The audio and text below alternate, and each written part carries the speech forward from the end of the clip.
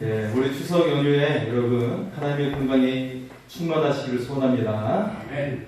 또 이제 10월이 시작이 되었는데요. 10월에 또 이렇게 선선하고 이 좋은 계절에 여러분 하나님께서 동행하시고 하나님께서 귀한 선물로 가득한 10월에 될 수 있기를 소원합니다.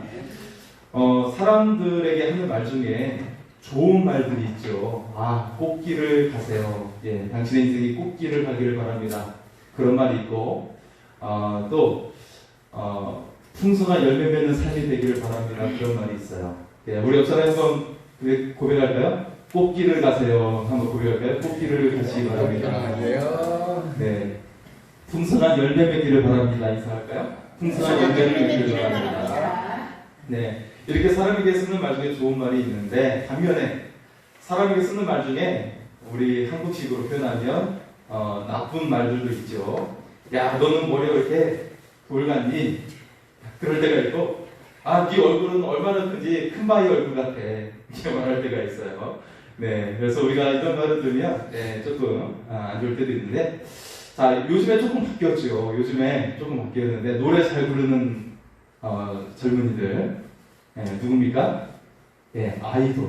네, 아이돌이 있어요. 물론 영어식 표현이지만, 아이돌이 있죠. 네. 성경에는 돌의 의미가 매우 중요하게 쓰여지고 있어요. 네.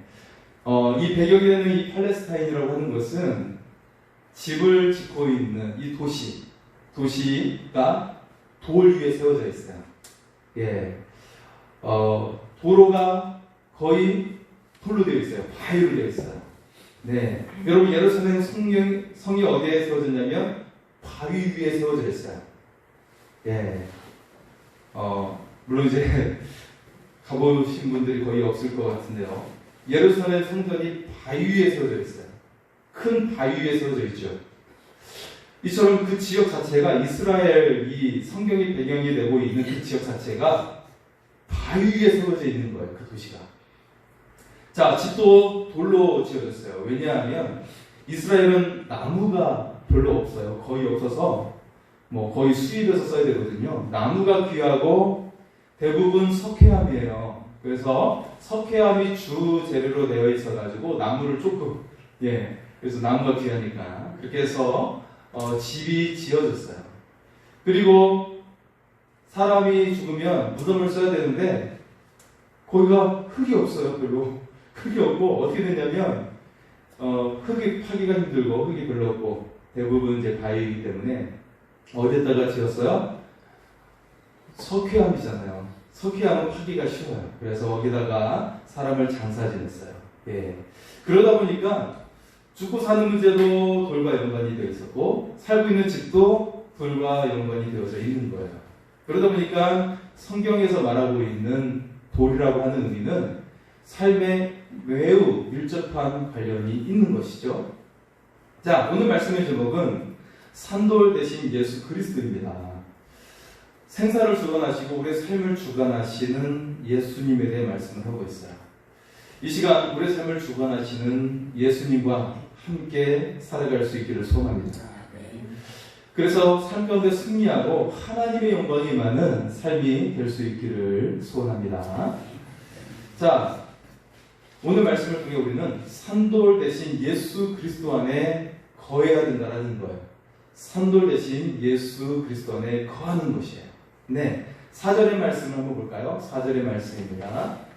사람에게는 버림받아 되었으나 하나님께는 택하심을 입은 보배로운 산돌이신 예수께 나아가 말씀합니다. 자, 여러분 산돌이라고 하면 이 한국식 표현으로는 이해가 되지 않죠. 잘 받아들여지지 않는데 영어로 이야기하면 리빙스톤이에요. 리빙스톤, 살아있는 돌. 조금 와닿죠, 느낌이? 살아있는 돌이라는 뜻이죠. 자, 예수님은 나사로를 무덤에서 불러냈어요.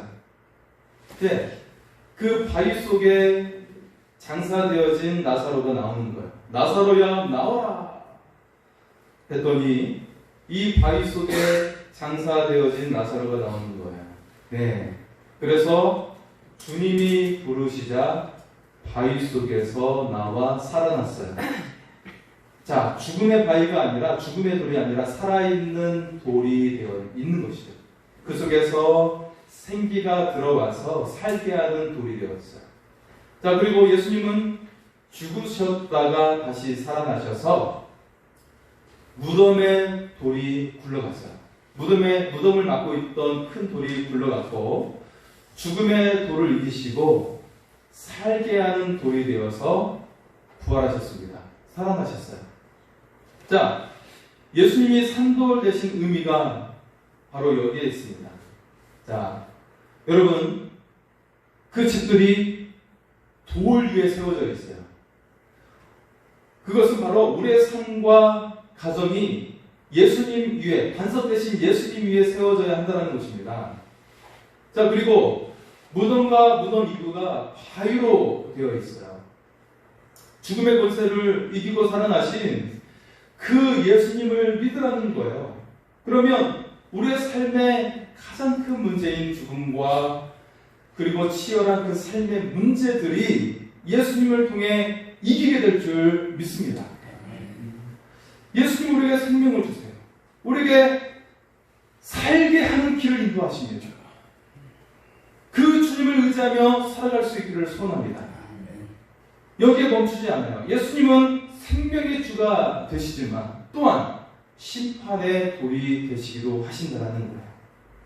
다니엘서 2장 34절에 보면 세계와 역사를 심판하는 돌이 되어주신다고 이야기하고 있어요. 그 돌이 날아와서 큰 세계의 역사를 하나님께서 한 신상을 통해서 다니엘서에 보여주고 있죠. 그래서 그 이제 마지막에 그 돌이 그 신상을 부수면서 와르르 무너지게 돼요. 바로 그 세상과 역사를 심판하는 그 돌로 예수 그리스도를 상징하고 있는 모습이 등장하고 있어요.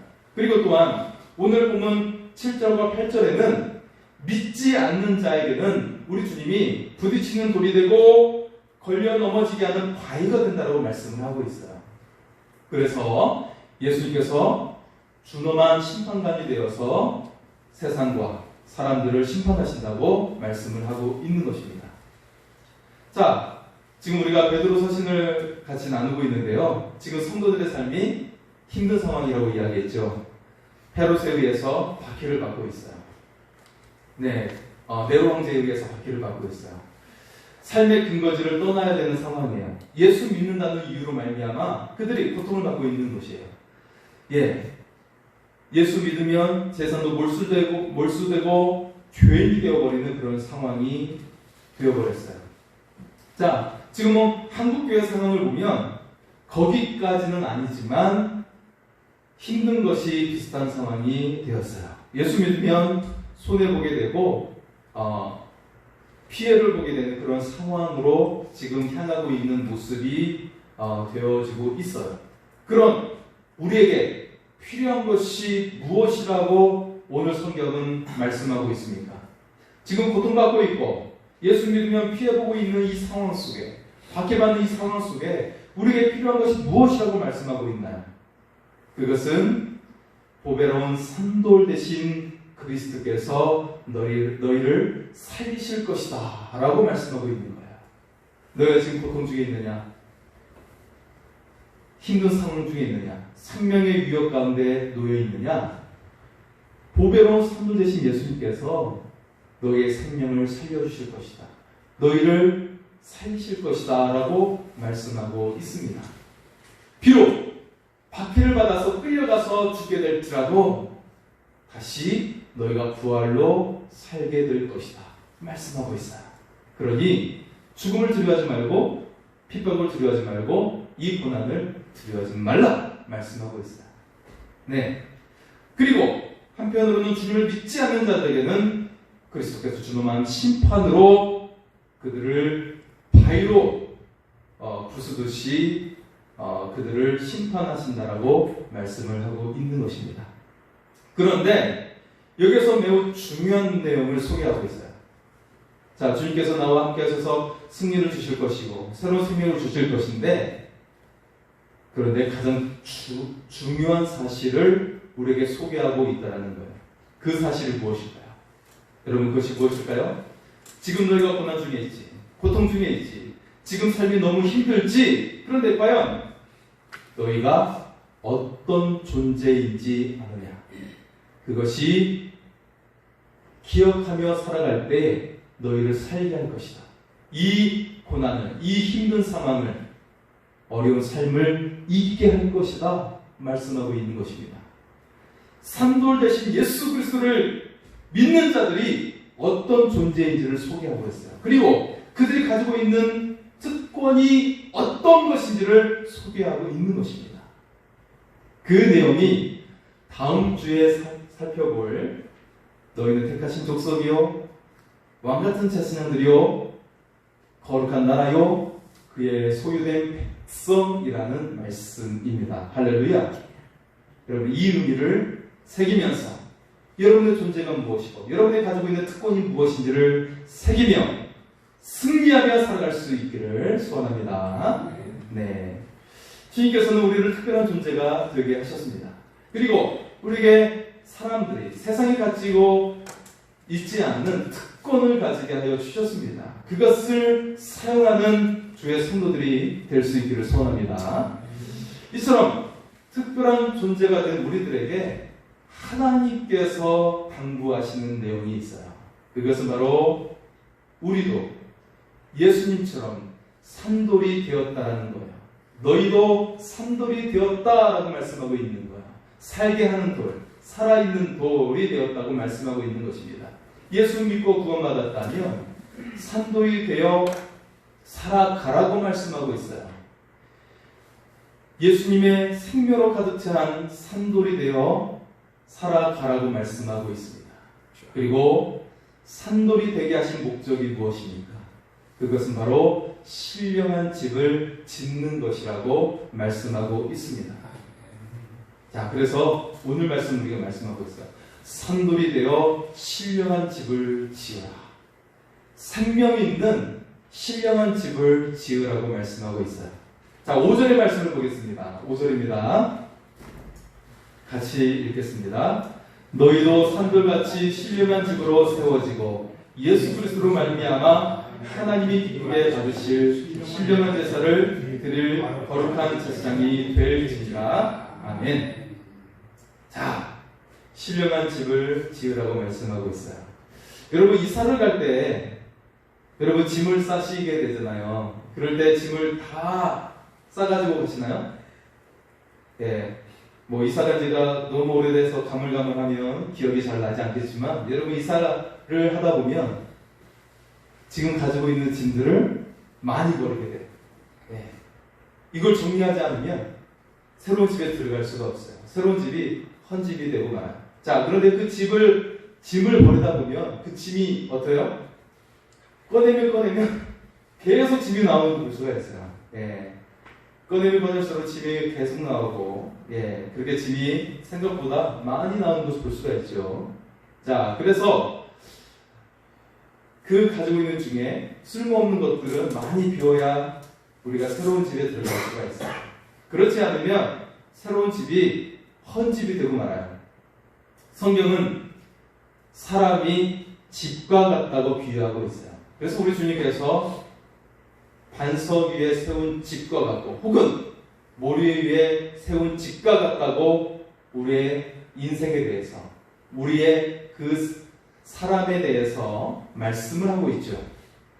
자, 또 그 사람 안에 악신이 떠나게 되었을 때 새로운 것으로 채워야 된다고 말씀하고 있어요. 만약 채우지 않으면 다시금 악신이 들어와서 그를 더 해롭게 만든다고 말씀하고 있어요. 그런데 우리 안에 채워야 될 것이 바로 무엇이냐? 성령님이라고 말씀하고 있습니다. 예, 성령님으로 채우지 않으면 다시금 악신이 들어와서 그 삶이 공고해지고 괴로워지고 고통이 더해진다고 말씀하고 있어요. 치유받아봤자 쓸모없다고 말씀하고 있는 거예요. 채워지지 않으면.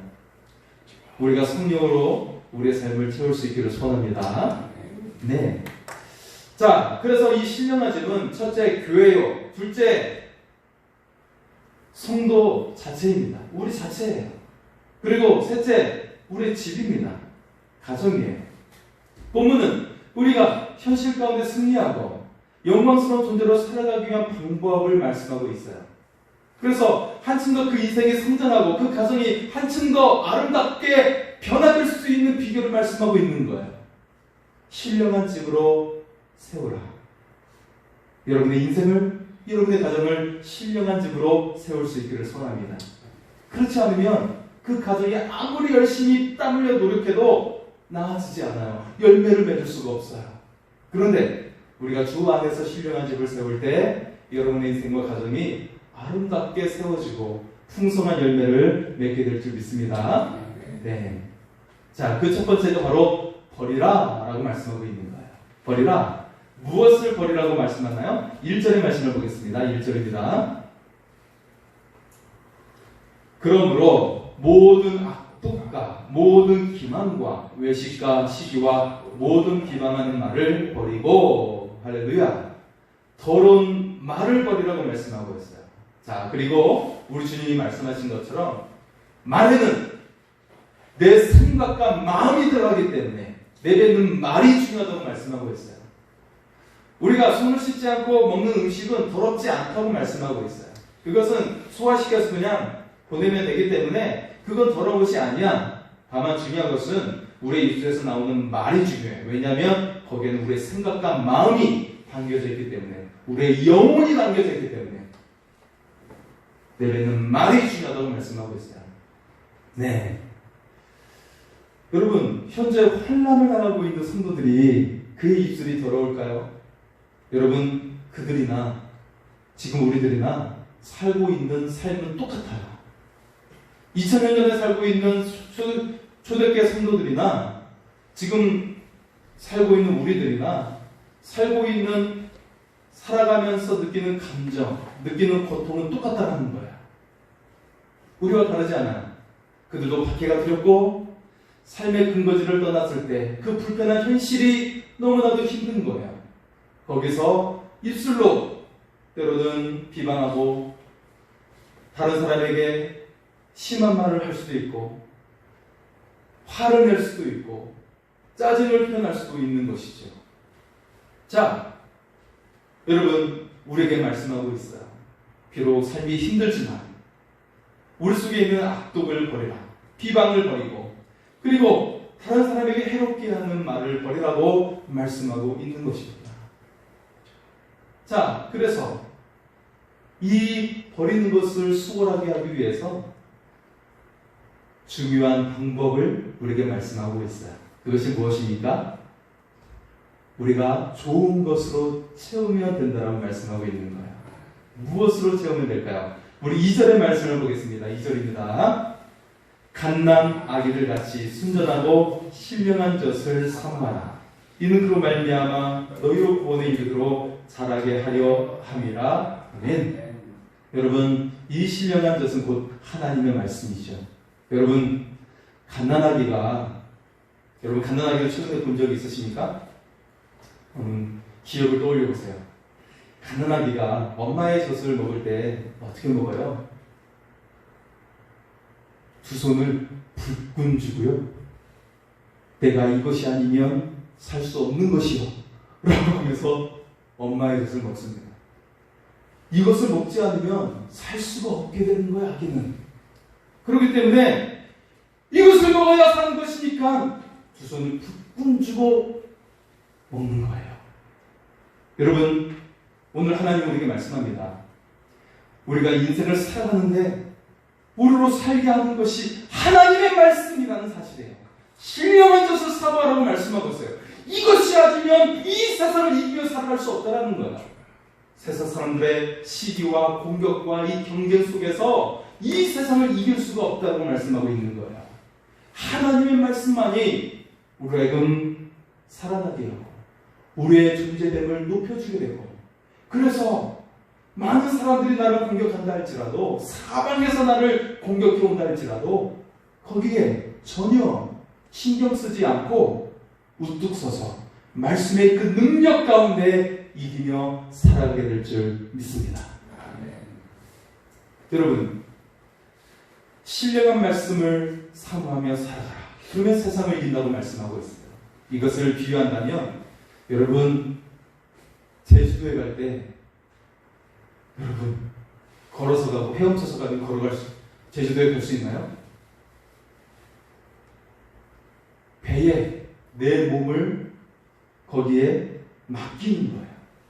배 위에 올라타든지 아니면 비행기에 내가 올라타든지 해서 가면 우리가 제주도에 가게 될 줄 믿습니다. 마찬가지로 이 세상을 우리가 이기며 살아갈 수 있는 것은 하나님의 말씀 위에 올라타는 것입니다. 나를 말씀에 맡기는 거예요. 그러면 말씀이 여러분의 인생을 인도하여 아름답게 여러분의 인생을 만들어 주실 줄 믿습니다. 말씀이 여러분을 이기게 만들어 주실 줄 믿습니다. 여러분, 이 말씀을 통해 악한 영이 떠나게 되는 것입니다. 햇살 같았던 삶으로 인도해 주실 줄 믿습니다. 새로운 미래도 열리게 하여 주실 줄 믿습니다. 이 말씀의 은혜 속에 우리를 맡길 수 있기를 소원합니다.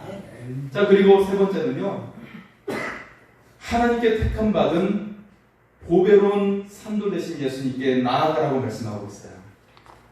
자, 우리가 신령한 집을 짓는데 어떻게 지을 수가 있어요?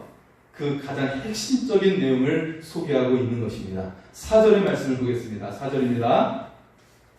사람에게는 버림받아 되었으니 하나님께는 택하심을 입은 보배로운 산들이신 예수께 나아가.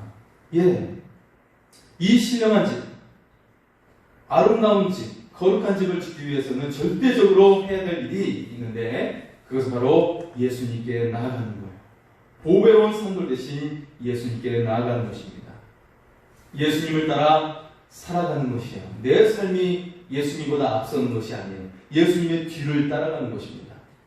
모든 삶 앞에 예수님을 두는 거예요. 다윗은 우리에게 말씀하고 있죠. 주의 말씀은 내 발의 등이요 내 길의 빛이니이다. 여러분, 등불을 켰어요. 예, 그 시대는 뭐 프레시가 없으니까요. 등불을 켰어요. 등불을 켜면서 밤에 나아가는데 이 등불보다 앞서서 걸어가면 돼요? 등불을 뒤에다 놓고 걸어갈 수 있나요? 등불을 뒤에다 놓고 걸어가는 사람 손 한번 들어보세요. 제가 5만 원 드릴게요. 없죠? 예. 여러분, 등불을 앞에 두어야 앞에 물이 고여있는지, 앞에 뱀이 쓱 지나가는지 볼 수 있잖아요. 옛날에는 뱀이 얼마나 많았는지. 예, 그렇죠? 네. 등불을 앞에 두어야 되는 거예요. 바로 산돌 대신, 보배로운 산돌 대신 예수 그리스도를 앞에 두고 따라갈 수 있기를 소원합니다. 그러면 여러분의 인생의 집이, 여러분의 가정의 집이 아름답게 지어질 줄 믿습니다. 자, 그리고 네 번째, 신령한 제사를 드림으로 집을 세우는 것입니다. 자, 우리 5절의 말씀이 계속 반복되고 있는데요. 5절의 말씀을 제가 다시 한번 읽어드립니다. 너희도 산들같이 신령한 집으로 세워지고 예수 그리스도로 말미암아 하나님이 기쁘게 받으실 신령한 제사를 드릴 거룩한 제사장이 될지니라. 아멘. 자, 신령한 제사를 드린다는 것은 무엇일까요? 자, 신령한 예배를 드린다는 것, 무언가 정성스럽게 드린다는 것일까요? 정성을 다해야 한다는 것일까요? 자, 여러분, 정성으로 따지면 불교를 따라갈 수가 없어요. 그들은 새벽에 목욕 제기하고 3시 반에 기도하러 가요. 불교를 따라갈 수가 없어요. 예, 제가 목수 안수 받았던 교회가 있었는데 거기 한 분이 이사 오시면서 교회에 출석하셨는데 새벽 기도 때 제일 일찍 나오셨어요. 근데 그분이 하시는 말이, 원래 그분이 불교를 믿으셨대요. 자기는 기독교로 개종한 후에도 목욕 제기하고 새벽에 3시 반이면 온대요. 불교 때 습관이 돼가지고 그렇게 하신다는 거예요. 깜짝 놀랐어요. 네. 겨울에도 목욕 제기하고 오신대요. 그 정도로 정성을 다하는 거예요. 자, 그런데 여러분, 열심으로 따지면 이슬람교를 따라잡을 수가 있어요. 그들은 하루에 5번씩 기도해요. 여러분, 혹시 하루에 5번씩 기도하시는 분 계신가요? 정식으로 기도해요. 그들을 5번 엎드려가지고. 예. 한 번은 누구를 이제 성교사님을 마중 나가러 공항에 간 적이 있었는데요. 한 뒤쪽에 사람이 안 다니는 그런 이제 복도였는데 그분은 유대교 랍비처럼 보였어요. 유대인이었어요. 유대인 모자를 쓰고 있었어요. 기도하고 있어요. 한 구석에서. 네, 그분은 유대인이었고 이슬람 교도들은 엎드려서 예식을 다 해요. 하루 5번씩. 열심으로는 그들을 따라잡기가 힘들어요. 얼마나 한국 사람들이 바쁩니까? 그런데 이 신령한 제사는 정성과 열심을 말하는 것이 아니에요. 그것은 머릿돌 대신 예수님을 내 삶의 중심으로 모시며 살아가라는 거예요. 신령한 제사를 드린다는 것은 예수님이 나의 중심이 되어 살아가는 거예요. 그 예수님께 예배하며 살아가는 거예요. 네, 여러분 명절 동안 무슨 생각을 하시면서 보내셨나요? 네, 사람들이 함께 모이면 뭐 정치 이야기도 하고, 네, 뭐 또 경제적인 이야기를 하고 돈 이야기하고 아마 그럴 거예요. 그리고 함께 모이면 윷놀이도 하고, 그죠? 네, 자신의 평소 생각이 거기서 나오게 되죠. 자, 어떤 또 사람들은, 젊은이들은 머리들 게임만 생각해요. 또 어떤 사람들은 막 당구에 빠져 있어가지고 그 사람들은 앞에 앉은 사람의 머리가 당구공처럼 보인대요. 예, 내 뒤통수가 당구공처럼 보인다면 깜짝 놀라겠죠? 예, 그렇게 한다고 그러죠. 그런데 여러분, 하나님을 신실하게 믿었던 사람 중에 다윗은 늘 하나님을 생각했어요. 그래서 그 앞에 원수가 내 손아귀에 놓여있는 상황이에요. 사울 왕이 자기를 죽이려고 했던 그 사울 왕이 내 앞에 있어요. 칼만 한번 대면 그의 생명은 빼앗길 수 있는 그런 상황인데 다윗은 늘 하나님을 생각했어요. 하나님의 기름 부음 받은 사울 왕을 해치지 않았어요. 그리고 그를 살려주었고 2번씩이나 그를 살려주었어요. 그리고 그에게 화평을 요청하고 했던 그의 모습을 볼 수가 있어요. 늘 하나님을 생각했기 때문에 원수도 그 생명을 아껴줄 수 있었던 거예요. 원수도 해하지 않고 그를 놓아줄 수 있었던 거예요. 왜냐하면 그 마음속에 하나님을 사랑하는 마음, 하나님을 중심에 두는 마음이 있었기 때문에 그랬던 것이죠. 여러분, 하나님을 사랑하며 하나님을 그 중심에 두면 원수도 내가 어렵지만 용서하고 화해할 수 있게 될 줄 믿습니다. 이 은혜의 역사가 우리의 삶 가운데 일어날 수 있기를 소원합니다. 자, 5번째는요, 거룩한 제사장이 되라고 말씀하고 있어요. 그렇게 해서 신령한 집을 지으라고 말씀합니다. 자, 신령한 집을 짓기 위해 역시 5절에 나오는 말씀인데 거룩한 제사장이 되라고 말씀하고 있어요. 제사장이 누가 제사장이 될 수 있나요? 아무나 될 수 있나요? 아니죠. 이스라엘 구약성경에 보면 12지파 중에 레위지파, 선택된 레위지파, 그런데 그 중에서도 아론의 가문만이 제사장이 될 수가 있어요. 하나님께서 세우신 아론의 가문만이 제사장이 될 수가 있었어요. 아무나 될 수 있는 게 아니었어요. 그런데 신약에서는 예수님의 그 구원을 믿는 자들, 주님의 택하심을 받고 구원을 믿는 자들, 구원을 받은 자들, 그들이 바로 제사장이 된 줄 믿습니다. 예수님께 택함을 받은 구원받은 자들이 모두 다 제사장이 될 수 있다라고 말씀을 하고 있습니다. 자, 그래서 그 택함을 받은 자들이 어떠한지를 우리가 다음에 살펴볼 9절과 10절 말씀 속에 이어지게 되는 것입니다. 제사장은 주님께서 택하신 자들이에요. 그 존재와 특권과 역할이 남다름을 말씀하고 있는 것입니다. 그들이 가장 중요한 역할은 하나님과 사람 사이에 다리를 놓는 역할을 하고 있어요. 여러분이 하나님과 사람들에게, 땅에 거하는 자들에게 다리를 놓는 일을 할 수가 있습니까? 바로 이제는 제사장의 일을 맡기신 주님을 통해서 우리가 그 일을 하게 된 줄 믿습니다. 제사장은 하나님의 축복을 사람들에게 내려오게 하는 역할을 했어요. 사람들이 죄가 있다면 그들의 죄를 용서해달라고 하나님께 다리를 놓는 역할을 했어요. 그래서 하나님과 사람 사이의 그 관계를 화해시키고 화목하게 하고, 그래서 다시금 하늘이 열리게 해서 하나님의 그 아름다운 역사가 사람들에게 이어지게 하는 다리 역할을 했던 것입니다. 여러분, 우리는 제사장이 되어서 하나님의 구원을 사람들에게 이어주는 그 사명을 이룰 수 있기를 소원합니다. 그래서 아름다운 집을 짓는 주님의 사람이 될 수 있기를 소원합니다. 여러분, 머리돌 대신 주 안에 거하면서 우리는 충만한 삶을 살아갈 수 있기를 소원합니다. 산돌이신 주님이 머릿돌이 되었다라고 말씀하고 있습니다. 우리 7절의 말씀을 마지막으로 볼까요? 7절입니다. 그러므로 믿는 너에게는 보배이나 믿지 아니하는 자에게는 건축자들이 버린 그 돌이 모퉁이의 머릿돌이 되고, 사람들에게 예수님은 건축자의 버린 돌이 되고 말았어요. 그 가치를 그들이 몰랐어요.